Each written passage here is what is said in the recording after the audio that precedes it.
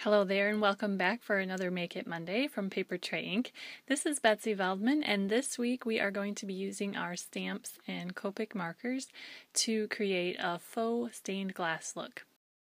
So for this technique, you will need to choose an image to use. I am going to be using the Winter Hills set, and I'm going to be using that rectangle scene image from that set.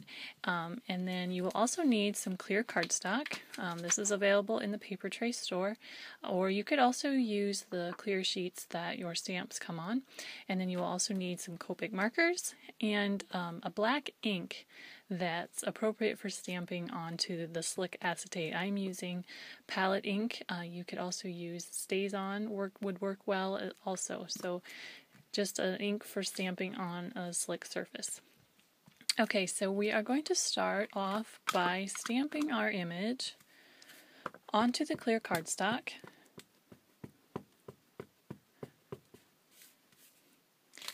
You just have to be a little bit careful when stamping on the clear cardstock so that your stamp doesn't slide around. So just use a nice firm pressure and push straight down on your stamp and keep it very steady. And then when you lift it off, be sure to just lift straight up. Otherwise it can kind of tend to slide around and smear your image. Okay, so you could hit that with a little bit of heat with your heat gun right now if you are using an ink that's not quite so fast drying. So if you needed to, you could hit it with a little heat to speed that up, but I think with the palette ink we're going to be just fine. So now I'm going to go ahead and I'm going to color my image, but what I'm going to do is I'm going to flip it around and I'm actually going to color on the back side of the image. And I'm going to start off with a red, and I'm going to color the house. And you can see here I'm just going to do it real quickly, and I'm not even going to, not really even going to try to avoid the windows and such.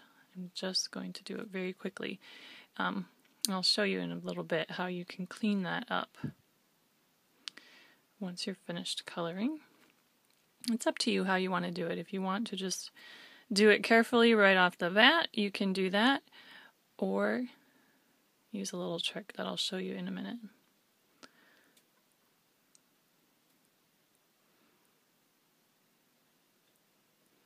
And this will work better if your markers are nice and juicy. If your markers are dry, it doesn't work so well on the acetate. Okay, so now I'm going to take my colorless blender and I'm going to go back in and I'm going to do a little bit of cleaning up. I'm going to go over the windows and just clean those up a little bit. The colorless blender takes the ink right off of the acetate. So if you make a mistake, you can just go in and clean it up.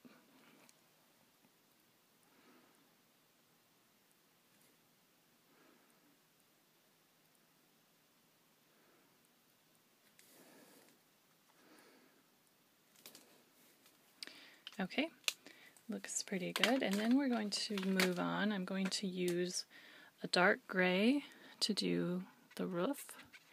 And keep in mind that whatever color you choose, they will appear much lighter when you color on the clear cardstock. So you'll probably want to keep that in mind and just maybe even go a shade darker than the color that you're actually intending for the image to be. Like here for my rooftops, I wouldn't mind if they were even a little darker, but this is the darkest gray I have, so we'll just make that work. And I'm also going to color the little walkway here. Okay, and then we're going to do the sky, and I'm going to use, this is one of the, I believe this is one of the Aqua Mist trios available from Paper Tray Ink, and this is the medium tone in that set. I was going for more of an Aqua Mist color for the sky, but like I said, you need to go one step darker really The light colored Copics just don't show up on the acetate.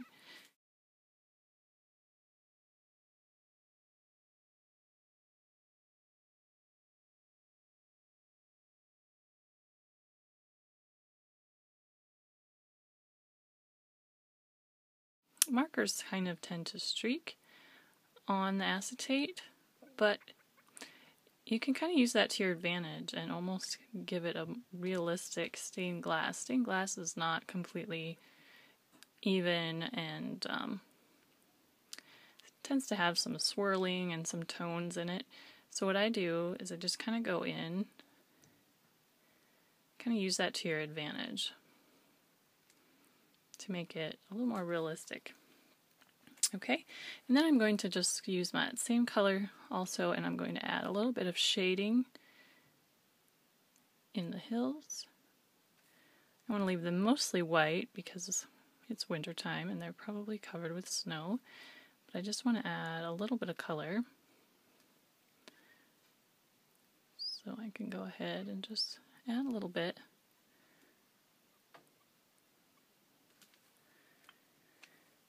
And then I'm going to go in, actually take my colorless blender, and I'm going to go back in and just kind of blend that shading a little bit around the edges.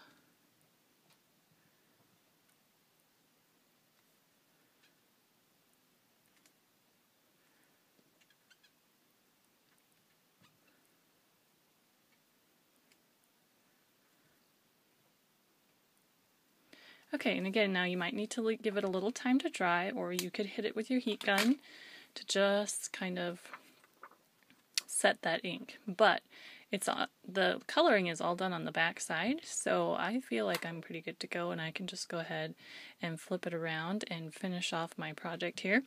Now when I do this, I like to use a foam adhesive to adhere the acetate image, just because it lifts it off of the card base a little bit and really kind of brings the effect to life. So I die cut a piece of foam, double stick foam, using, this is the stained glass die. Actually, there is a holiday stained glass set which would really be perfect for this technique, and these are the dies from that set.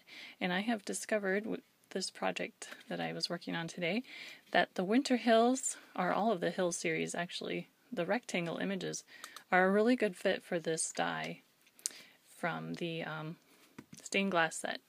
Okay, so now I peeled off my liner on that frame. This is actually, you can see here, I'm just going to be using the outer frame, so I just peeled that off, but I left it all intact just because it's going to be a little bit easier to work with. So I'm going to go ahead and adhere that to our foam frame and just pop out that centerpiece.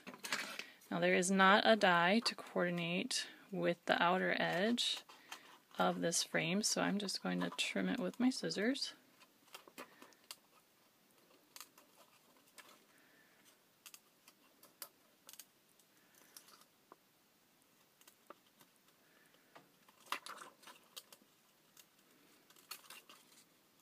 Okay, so our stained glass piece is all colored and finished and ready to be used on a project.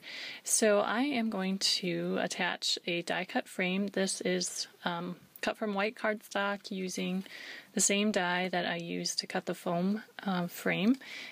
And so I'm just going to go ahead and adhere that over the top of the foam frame.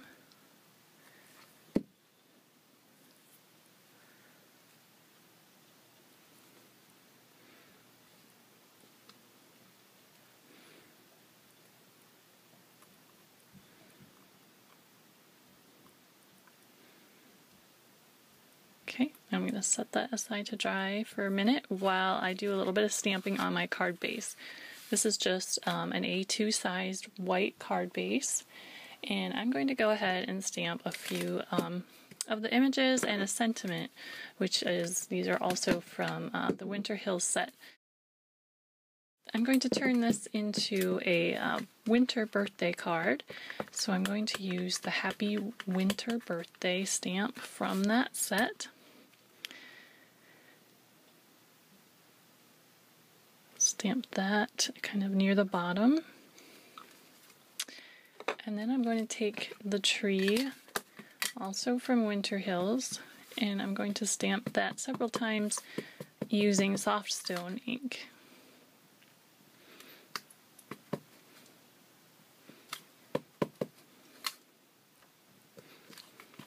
And I'm also going to stamp some in this area. I plan to put the stained glass piece over the top of this area, but I'm going to stamp some trees there too, because they will then show through that clear acetate a little bit and give some kind of fun depth. And then I think I'll also stamp the snowman, also from Winter Hills. I'm going to put him over here, I think. Stamp him right there. Okay, so then our stained glass piece can get layered over the top of that stamping. Okay, and you can kind of see the trees then will show through there, which is kind of a cool effect. And I'm also going to, of course, I can't resist. You know me, I'm addicted to shakers, so I'm going to just sprinkle a little bit of glitter in that area. Just put a little pile of it right where I plan to put my stained glass piece. And then I can just go ahead and peel off the other liner of the foam. And just adhere that over my little pile of glitter. Make sure all of my edges are stuck down really well. And there we go. Just a fun way to create kind of a faux stained glass effect. Up this week's technique. I hope you enjoyed it, and I hope you find some time to make your own faux stained glass and post your project on the in links list on Nicole's blog, and we'll see you back here real soon. Thanks for watching. This has been Betsy Veldman for Paper Tray Ink.